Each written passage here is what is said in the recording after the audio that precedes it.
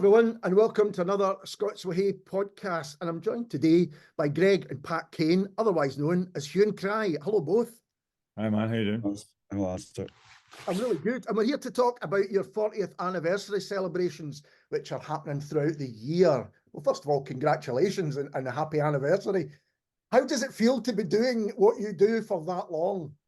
Pat, if you answer first. It feels, frankly, a wee bit weird when you think about what such a large chunk of your lifespan that is. Really, I mean, maybe half, maybe less than half. I don't know. It depends how things go.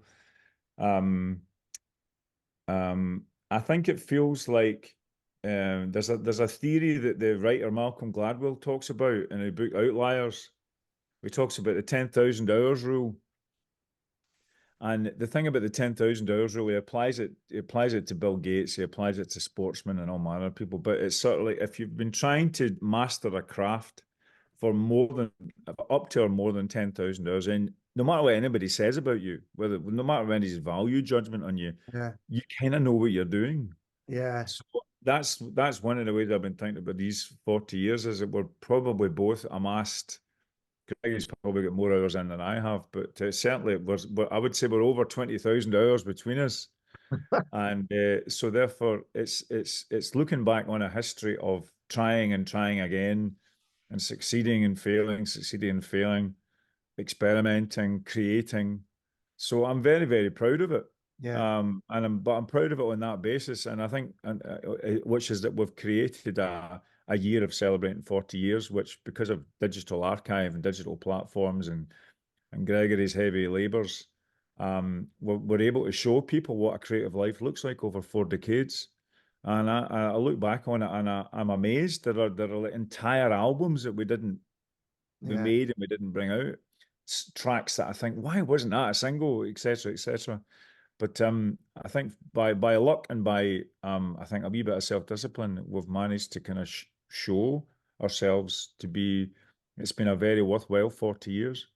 Yeah, absolutely. And Greg, before we started recording, you said that basically what you do is practice the piano and maybe learn the new tech and stuff like that. So that's right. What Pat's saying is those kind of hours you've put them in. Yes, we have put them in. Doesn't seem to get any better though. It's like it's a bit like being a golfer. You get to sort of about 11 under, and it doesn't seem to get any better. I got to 11 under playing golf for really quickly, and I spent 6 years beating myself up because I couldn't get any. That was it. It must be quite. I don't know. Do you get to a point where you realise that's as good as you're ever going to get at something? That's it. You can't get any better, no matter how much more you practice, how much more. I mean, at the moment in our archive, as Pat said, we're releasing stuff every month from a different era. It's 40 years divided into 12 months. Yeah. So if you're interested, 40 divided by 12 is 3.333333. I know that. But yes, so what was I talking about there? I completely forgot with the golf analogy. I've been thinking about playing golf. Do you reach a point where you feel any better? Any better? Well, I'm at the point. Means you maybe reached a really great point. But the era I'm at now is between 1996 and 1999 when Pat and I signed to Lynn Records, which is one of the most, or the biggest, not the biggest, the best sounding jazz label in the world, Lynn. So we were chuffed to bits. And then our first album's got the Brecker Brothers on it.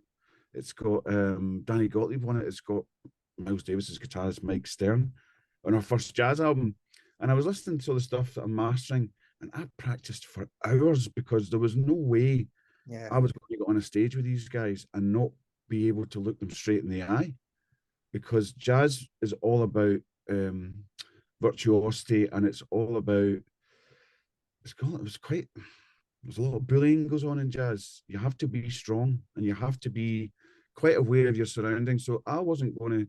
I mean, there's a gig I've just mixed from the Birmingham Jazz Festival, 1999. Goodness me, we were playing our asses off, Pat. But you had to raise your bar. But once we came out of the jazz phase, when we kind of resurfaced again in the sort of late 2000s, I hadn't practiced like I used to practice. So with playing jazz, you have to keep doing it. you need to practice every 2 hours, at least 2 hours a day, at least. Yeah. I kept that regime going. So it got to the stage where, I mean, now the technology that I've got to deal with, when Pat and I play live now, I'm sitting looking to set up now because I practice it every day. I bring like, there's a bit, synthesizers, pianos, the whole thing. And it has to become second nature to you. You have to just, without even looking, reach for a knob or a fader and know exactly what it's going to do. And that only comes with repetition. But so you have to have a kind of regime of practice and dedication, which after 40 years, I can't believe I still have. There's some days I come in here and think, what have I got to do today? Oh, shit, I don't know how to do that. Then you spend an hour on YouTube and you go and you write things down, you go, right, I need to do this. So it never seems to change for me. And then once I get frustrated, I go and sit and play the piano, and then I'll play a wrong chord in a song and go, wait a minute, that's really good. And I'll write it down and I'll play it to Pat at the next sound sheet. I go, that's a great, where'd that chord come from? I said, I don't know, I made a mistake, but I tried to remember it. So that it's just constantly feeding into your head of things that you have to do, even the mistakes. And how do you work together? Is it as simple as Greg, music, Pat, words? Is it like that, or is this more complicated? Pretty much like Well, that. I mean, we're both sounding boards for each other. So, I mean, I won't write the words, but I'll kind of try and steer Pat in a direction. It's usually, if I don't fully understand what he's trying to sing about initially, I'll probably sometimes steer it the wrong directions, but we know how to give each other a space. Pat's a great sounding board. He's not a playing musician. Yeah. If I can sense by his body language if it's working for him. I have a very strong memory. The strongest writing memory I have, three of them really. One of them is sitting in a London studio with a silly wee beatbox and a piano and expected to write songs, and we come up with Labour of Love. The second one is sitting in a place called Savah, where we were writing and we come up with Looking for London. I remember that scenario very well. And then the most recent writing that we've done, which is for this electronic record we're bringing out in 2025. And what's the same about all of them is him and me in a room with bits of usable technology. And we're just reacting to each other. So I might bring a melody along, Gregory might bring a whole riff along, or a set of chords, or a new drum machine, or a new synthesizer or sequencer or arpeggiator or whatever it is. And I think that's why, another reason why we've been at this for 40 years is because the creative inspirations come from so many different angles. I mean, sometimes I've got a lyric that has a certain mood and has a certain metaphor in it, and I can hear him responding to the metaphor. Right. And I can hear him responding to the mood. And vice versa. You know, Gregory lays something down, and I've written out this carefully planned set of lyrics, and because he's written something down and goes a certain way, I have to go with it, that mood of I have to change the whole lyric on the fly, on a notepad on my knee, right there and then and now. Otherwise we don't catch it. So that's it's not as if it's not like Bernie Taupin and Elton John or something, you know. It's not, it's this, there's no first formalized relationship between lyrics and melody and song and music. I mean, it's properly dynamic, and I think that's again, that has to be the secret of our whatever our success is, or our longevity, or our persistence, is that we don't, we always, there's always a possibility that we'll genuinely excite each other with something that's coming along, and that's fantastic. Just so you mentioned Elton John there, Pat. I've found in our archive a piece article, and I'm reading it, and I go, why is this? Why have you got this? And I'm reading the article, and it's a review of an Elton John gig from like years ago, from the 90s. And I'm reading down, and the third last paragraph in the review says, I thought it was a little bit unfair that when Elton came on from his encore, he said his band and him hated Hue and Cry more than any other band. And I've never said any Elton John in my life. And the thing is, I showed it to Pat the next day in the tour bus. She says, I couldn't believe this. So it's in the archive. So you can read this review of an Elton John gig. And at the end of it, he says, from the stage, my band and I hate Hue and Cry so much. But a few months before, this is the danger of digging up archive for 40 years. My explanation for this is a few months before Q magazine, for their 100th edition, did an article on us where they offered us £10 to break up because we were the most hated band in Britain. So I think Elton was just being a lazy twit and copying what was regarded as rock orthodoxy at the time. But you know, if you're annoying people that much, Alistair, you must be doing something right. We must be doing something that's worthwhile if it's going to get up Elton John's beak that way. So I mean, happen to quite like Elton John, but there we are. the last thing I'm thinking about when I go back on for an encore is how much I hate other bands. It must just think about that. And Yeah, it's like, what? I know, What? what's the point? What's the point? Anyway. Did that stuff, you know, because you've been going all this time, and then, you know, you've had success and critical success, and then you get something like that, which, you know, it must affect you, you know, to be kind of, but not so much Elton John, that's just bizarre. But Q magazine or kind of journalists kind of, you know, doing stunts like that, if you like. I mean, it's not been helped by the fact I once wrote an article for The Guardian in 1993, whereas the first paragraph was rock criticism is an oxymoron, because the best critique of a piece of music is to say, I can do better than that. That's not good enough. That's all right, but I can improve it. So that's the best form of rock criticism, is more musicians responding to other musicians. Second paragraph of the article, and most rock critics are poxy morons. But you think that Because probably quite a few more goes out of joint. So, you know what I mean? You kind of make your bed and you kind of lie in it. But I think I was a rock critic before I was a musician, and I knew them all in London, and they all knew me. So, you know, we didn't enter. You know, should I have written that piece? No, I shouldn't have written that piece. That was the wrong piece to write. But so Hue and Cry have always annoyed the rock critic elite because we give better justifications for our music than they could ever give of our music.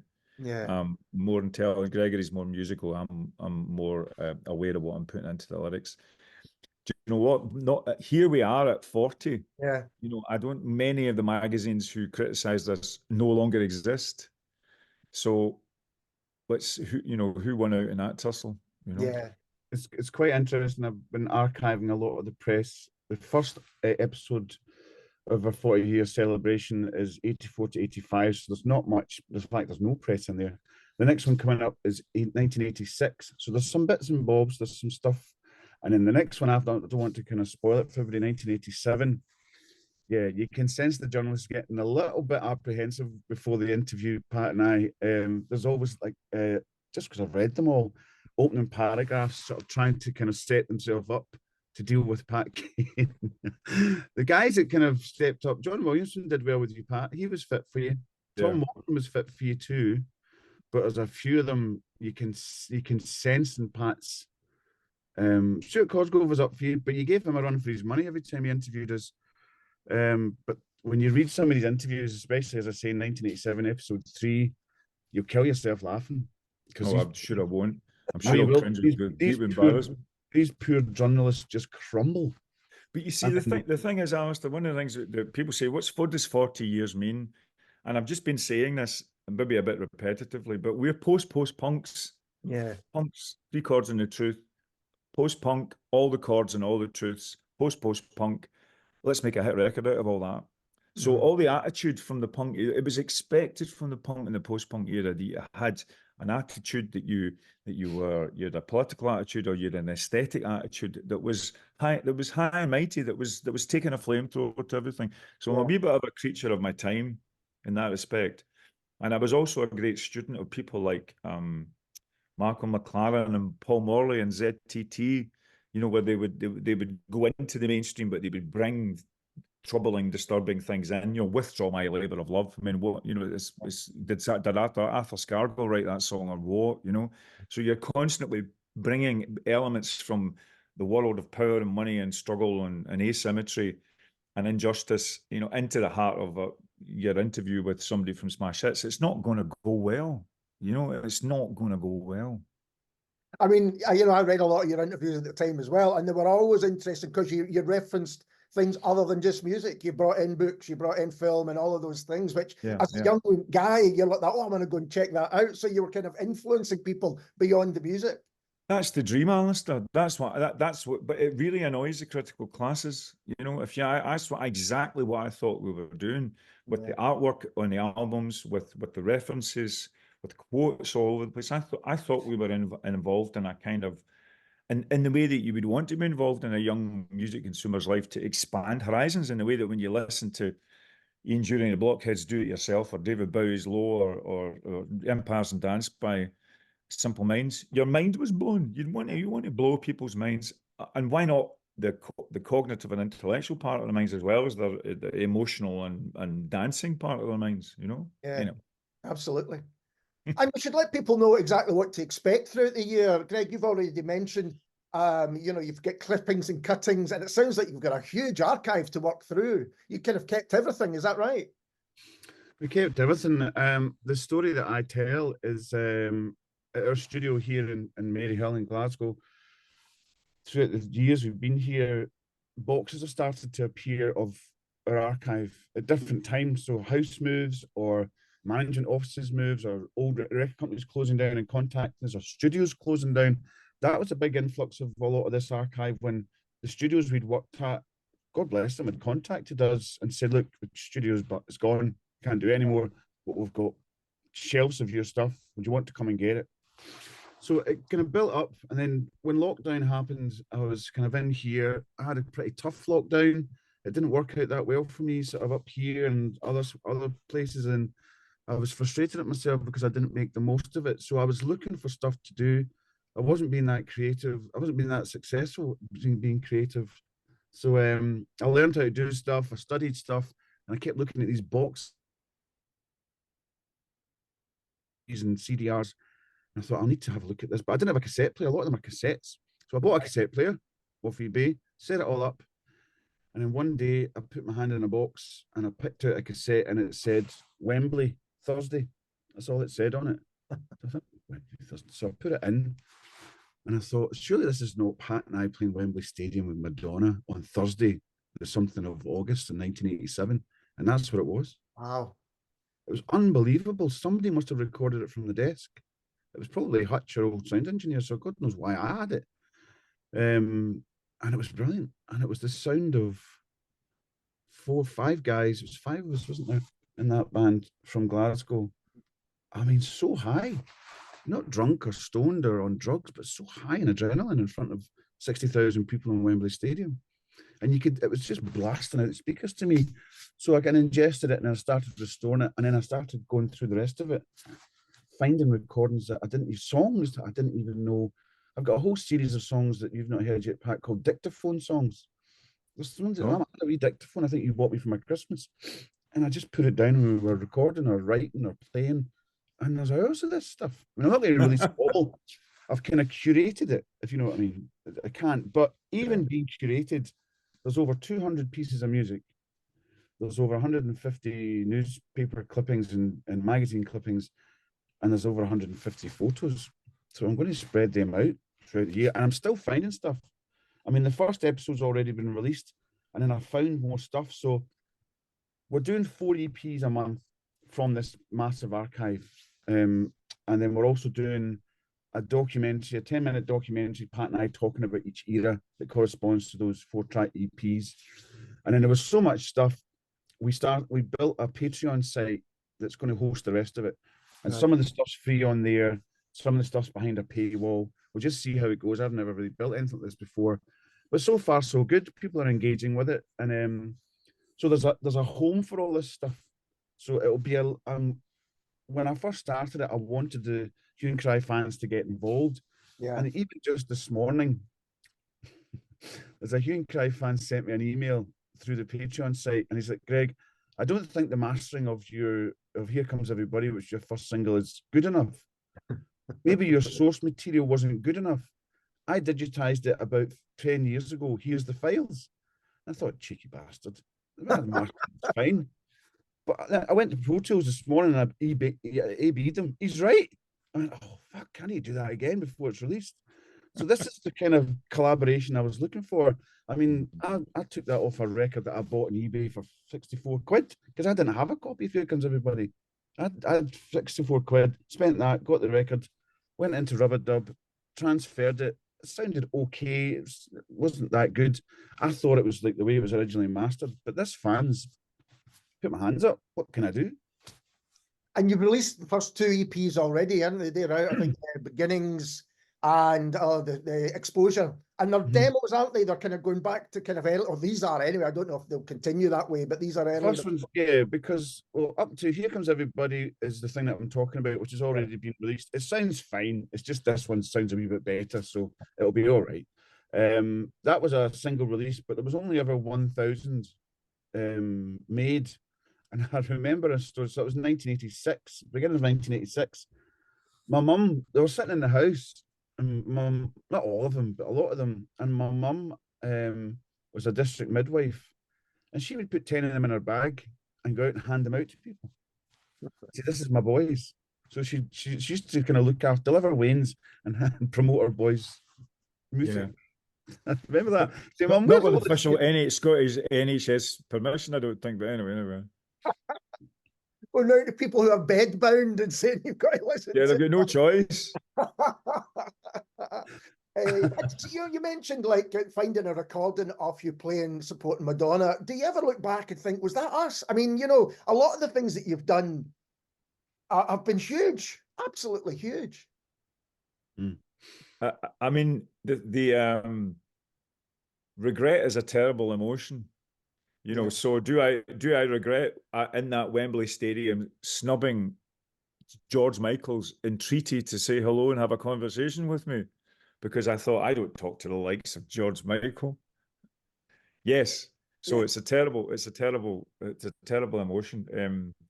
What I like about it is that, you know, we have gone from a position of being, there's a song we do called Goodbye to Me, a pretty little pop-it with the strings that are in my own hand is kind of one of the lines from it. So, you know, you're watching two guys who just threw themselves into business, signed what they signed, you know, were ripped off to the extent they were ripped off as everybody else was, because that's the way the music business was then. And it's a climb towards self-autonomy and self-determination and self-mastery.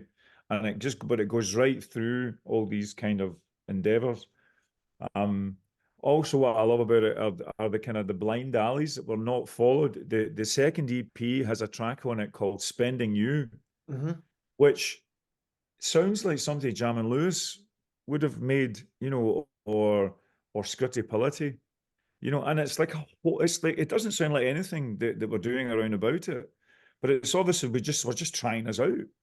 And what I love about it, I love the kind of wellspring of creativity that happens all the way through almost at every stage, you know. So it's quite something to look back and think that you were, you know, at one point you were doing a gig in a forest and you were opening for Van Morrison, or at one point you're in the Louvre and you're opening for Ray Charles, or at one point you know you're going around a wind-strewn, hurricane-blasted Britain with Simply Red, you know. So it's worth getting it all down. And I sort of feel as if there's ever going to be a biographer or a PhD, you know, that we have provided, Gregory has provided the means for them to kind of look at what it means to sort of survive in the music business on the basis of being interested in creativity as much as, in fact, more than success, you know. So the point of actually doing it together is the point, you know, rather than, I mean, we could always do with more money,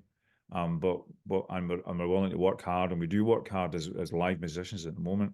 But it seems to me the 40 years is telling me it's at the service of the next great idea, which is surely the best way to do it. Yeah. And I guess for bands who are just starting out, even to see the highs and lows and the struggles and the successes and all of these things is pretty informative, I guess. I think so. I'm expecting Dr. Gregory Kane at some point to be contacted, you know, by an academic department, you know. So I will be very pleased to see. Well, there's nothing worse than being asked advice by a young, enthusiastic, hopeful musician. Greg, have you got any advice from? Or so usually I get parents. And I said, don't do it. What do you mean don't do it? Don't do it. Don't do it. Just don't do it. especially now. I mean, I was watching Rick Beato talk about the Super Bowl thing. That's why I sent there. You think that Pat the Super Bowl halftime? Usher, Usher hasn't had a hit for 20 years. I thought that was strange myself. Very, very. But if you look at it, what of the new acts? Maybe Billie Eilish is probably the only one you would think is global enough of a new act. But her set's really melancholy. It's really somber. That wouldn't work. Yeah, Lana Del Rey at the Super Bowl wouldn't really work, would it?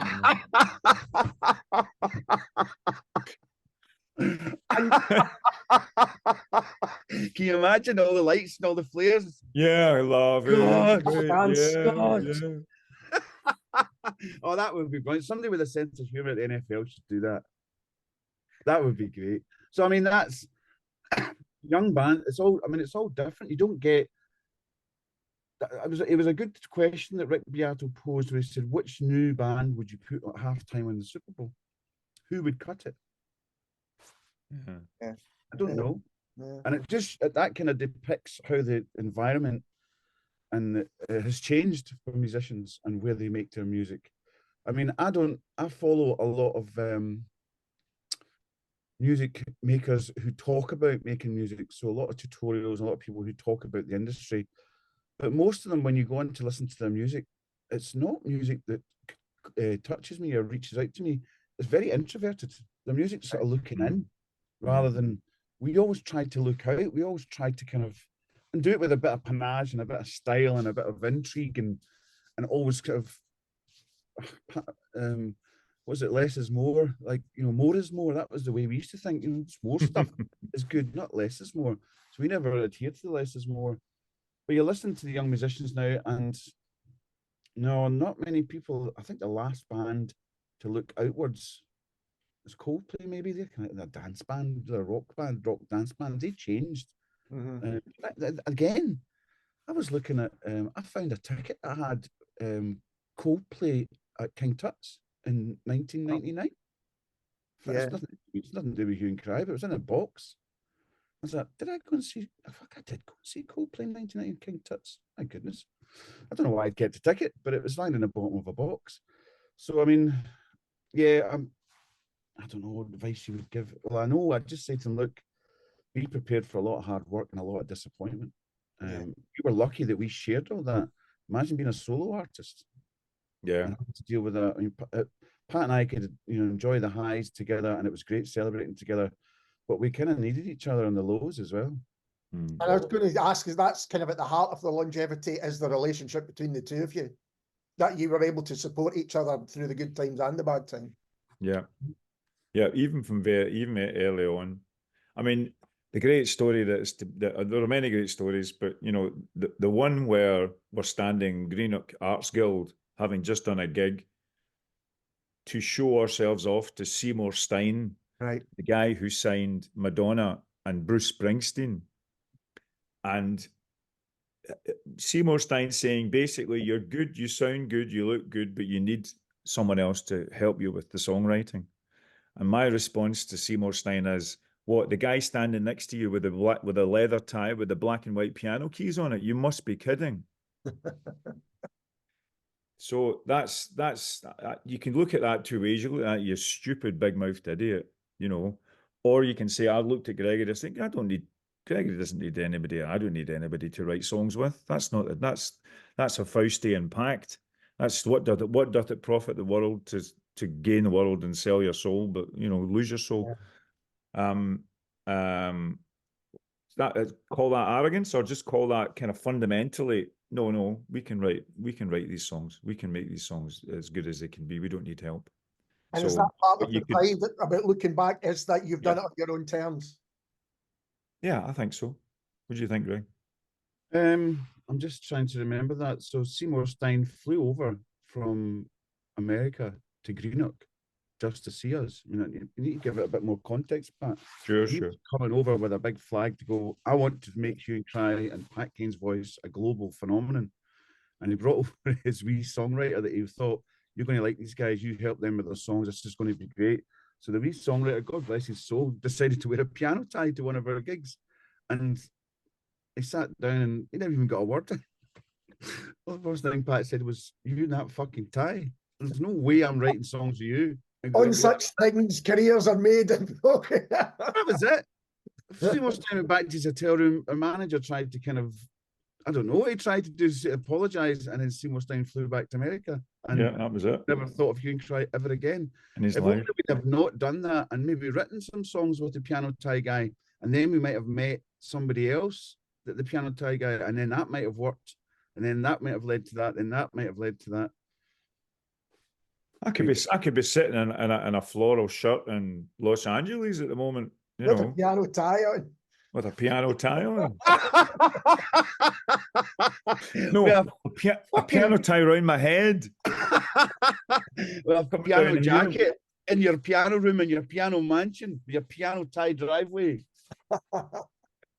It's interesting though, because that early success that you seem to, from the outside, it seemed that you got success with Seducing the Band, and it was almost like instantaneous. I'm guessing it wasn't like that. 1982 is when the sort of archive starts. Right. I mean, Hue and Cry are 40 years old from 1984, but previous to Hue and Cry, we were in bands that recorded demos.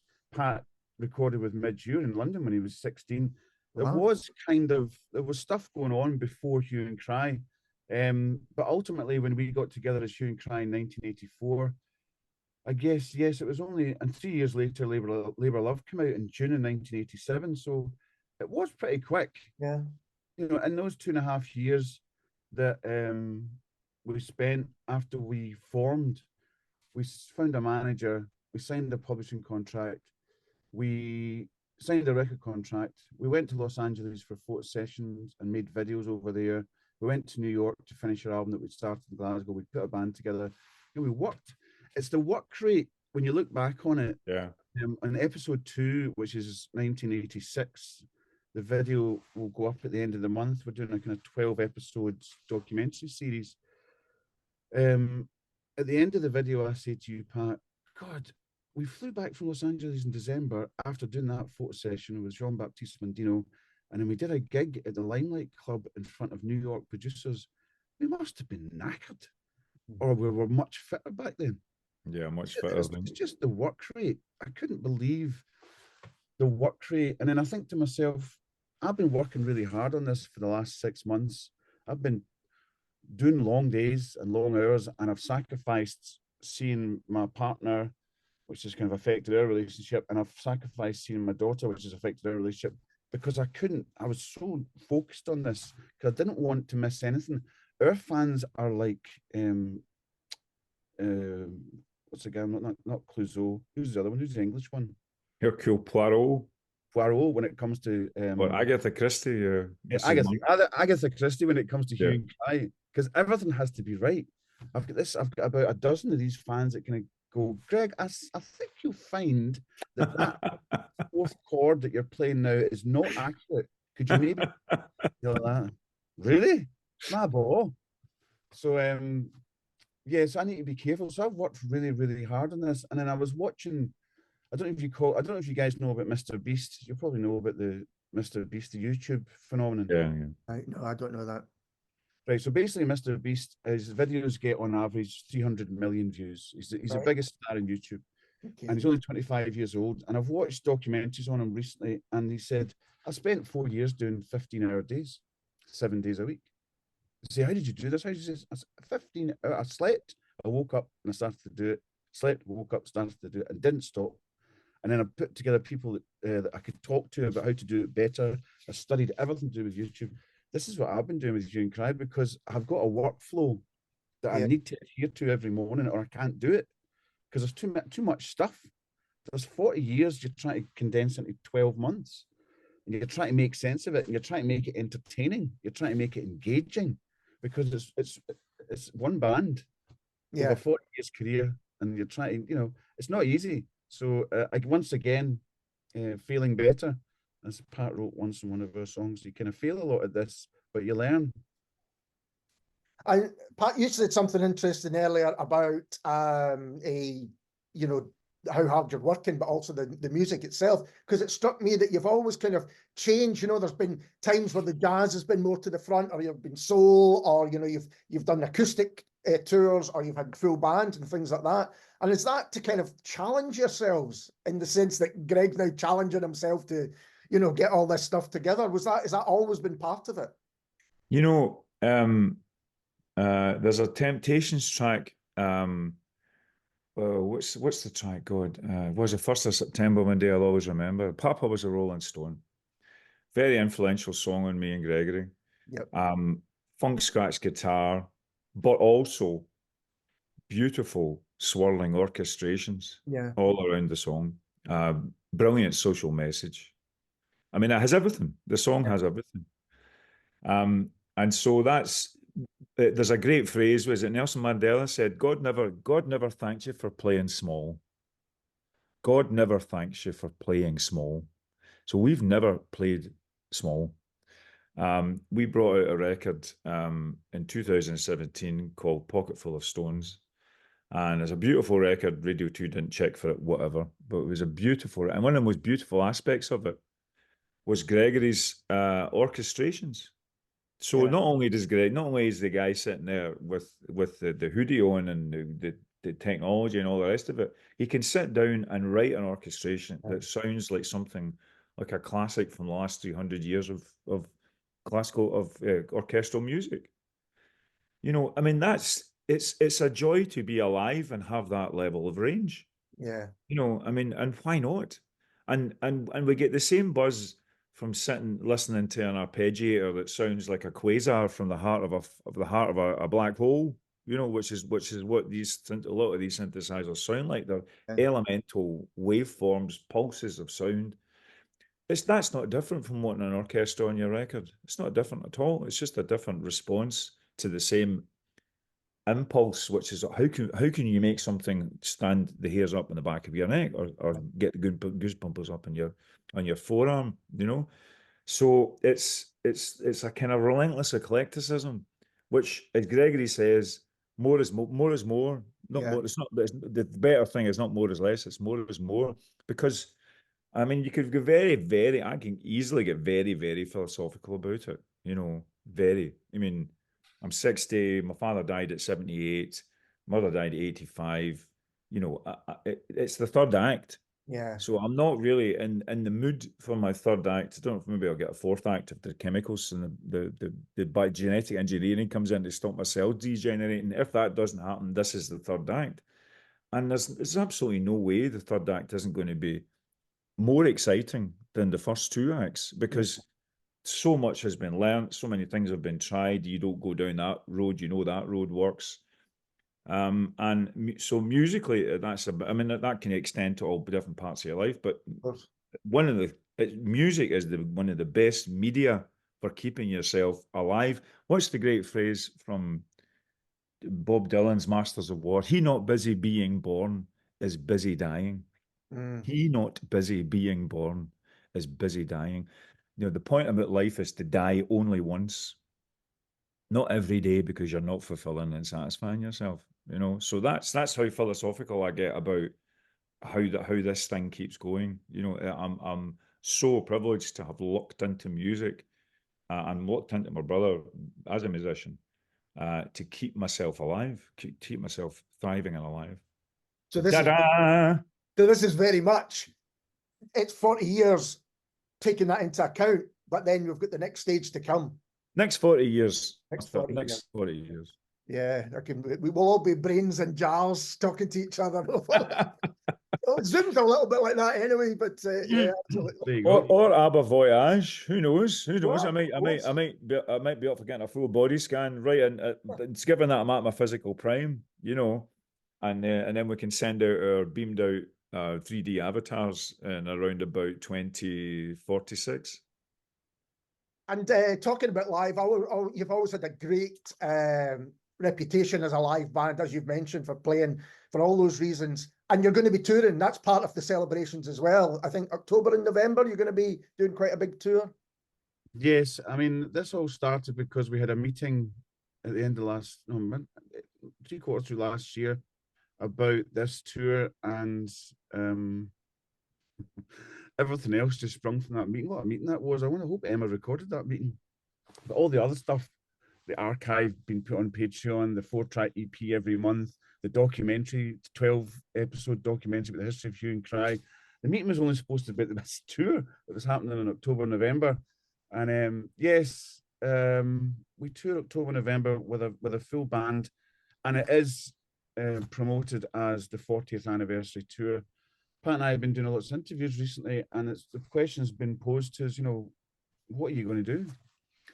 And, I thought about, I have been answering that with, we should maybe reach out to the fans and see, what do they want? What do you want us to do for you? We can do that. But I mean, it just dawned on me this morning when we were doing that interview. The last time we did that, there was an Uber fan who wanted us to come and play for him and his friends. And we said, yes, it was in London and Chelsea. It was all dead fancy. And he's like, Greg, do you mind if I send you what I want you to play? I says, I prefer if you send me what you want to play so nobody's disappointed. So he sent the list of the most obscure Hue and Cry songs. And Pat and I had rehearsed. He was paid, our fee was quite commanding. And we said, right, well, we'll honour it. And we practiced it. Brought in a jazz drummer, the drummer from Scottish National Jazz Orchestra. Aidan O'Donnell played bass on it. Aidan's one of the top guys in New York now. And we sat down and we started playing. And he put his cheek, he sat down right in front of us at the gig, sitting watching it. And we cleared the fucking hall. It was only him that liked the songs. But he'd asked for it and he was paying for it. Everybody else was out in the balcony. And I was thinking, I was looking at the set list and there was no crowd pleasers in it. So we're not going to ask the fans, Pat. No, probably it could be a complete disaster. Yeah. The B side of the drum and bass jazz bebop classic, in the B side of that, not a good idea. Not a good idea. I think the thing that I want to try and incorporate, and we'll need to figure out what to do, is the luxury is to tour with a lighting engineer. That's the one, because it's slightly bigger venues we're playing, and it's pretty much sold out. I think there's about 18, 20 gigs, and I think there's only about 200 or 300 tickets left. Wow, brilliant. For the whole lot, if you know what I mean. So it's done really well. So I think if we can do the numbers, I'd like to talk to our management about visuals. Yeah, and archive. And all the archive stuff that I brought up, how do we incorporate that into the show? I mean, talking about the Super Bowl earlier on, about Usher, all that's scripted, and they're all mimes. I'm wondering if we should do some scripted bits of it, Pat. Dare I say theatrical? Is there an opportunity to do something like that? That's going to have, I don't know. I think we're going to integrate the audio visual archive that Gregory's done. I think we have to do that. We have to start thinking about that now. So I think it's going to be a bit of an immersive experience for people, and we're going to have to invest in that and maybe try and get it filmed in its own right. But it's going to be it's quite a challenge, and I think if we thought we could get away with a few hits, a few covers, and a few repeated hits again, I don't think that's going to work. Yeah. What I'd love to do, what we've always done live, I mean, I remember when we were playing the SEC, we would set up a gig, an acoustic gig in the middle of the crowd, and so we'd always have that kind of big widescreen impact with the music, and then we'd always bring it down to.